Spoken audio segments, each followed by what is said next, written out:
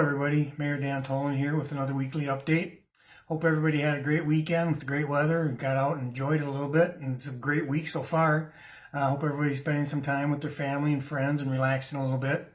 Last week was a busy one, so let's get started, and I'll try to share all the highlights with you. First, as always, let's get caught up on our COVID numbers. Slide 1 shows what is happening in Pierce County. Currently, there are 22 active cases, which is an increase of 1 since last week, with a total of 179. The county's activity level is still high. In slide 2, you will see that St. Croix County has 147 active cases, which is an increase of 3 since last week. That's a total of 460 cases. Their activity level is also high too. On slide 3, you will see that there are over 9,860 active cases in the state yesterday, a decrease of 7 since last week, with a death total of 949. On slide 4, I want to share some of our local and regional criteria for moving to the next phase of our recovery plan. On slide 4, you will see that the last figure represents the percentage of beds available to treat COVID patients in the 15-county region of Northwest Wisconsin. You can see that this percentage has remained steady. As most of you are aware, last Thursday our governor issued an executive order declaring a public health emergency, which requires everyone to be wearing face masks statewide. It went into effect last Saturday and will expire on September 28th. Under this order, Wisconsin residents ages 5 and older are required to wear a face covering when they are indoors or in an enclosed space with anyone outside of their household or living unit. County health departments will be the primary enforcers of the governor's new order. River Falls police officers will continue to have discretion when responding to situations around masking where there is a gross disturbance of the peace or trespassing. This approach that we are taking is consistent with guidance provided to Police Chief Gordon Young, as well as through the Wisconsin Department of Justice and the Wisconsin Attorney General's office. So I am asking the community not to call 911 to report people not following the mask order. Please direct your questions, complaints, and or concerns to our community health departments.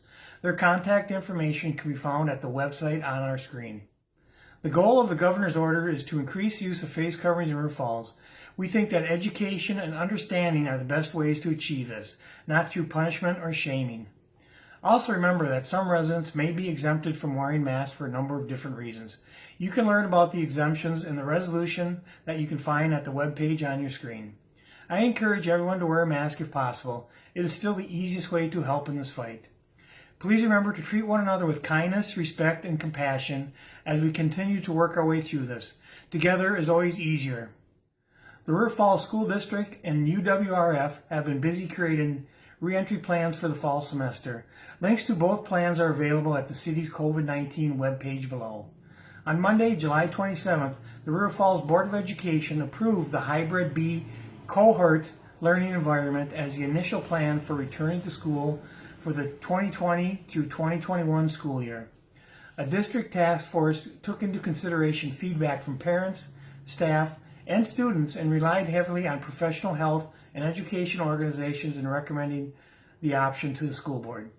Students in grades 7th through 12th will engage in the hybrid model of in-person and online learning. Students in grades K through 6th will attend school 5 days a week.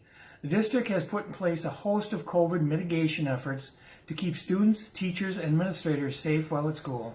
For families who are not comfortable sending their students to school or have a student with medical restrictions, the district is offering a separate virtual e-school option.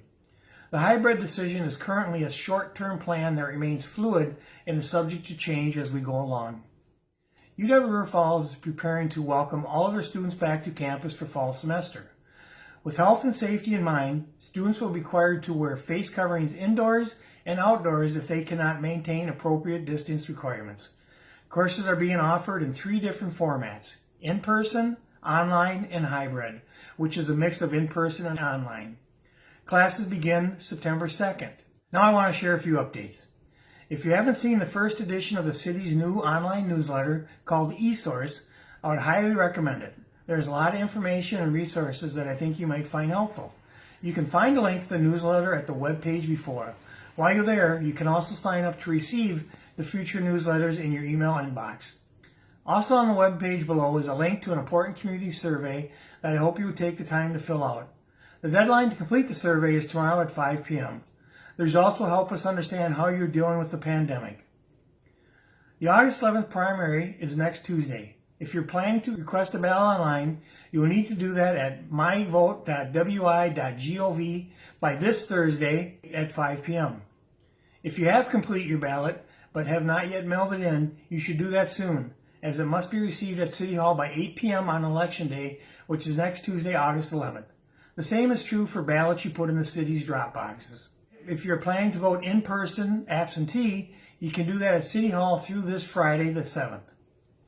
On Election Day, please remember to bring your mask, use hand sanitizer, and stay 6 feet away from fellow voters and poll workers. If you have any election questions, please call City Hall at 715-425-0900.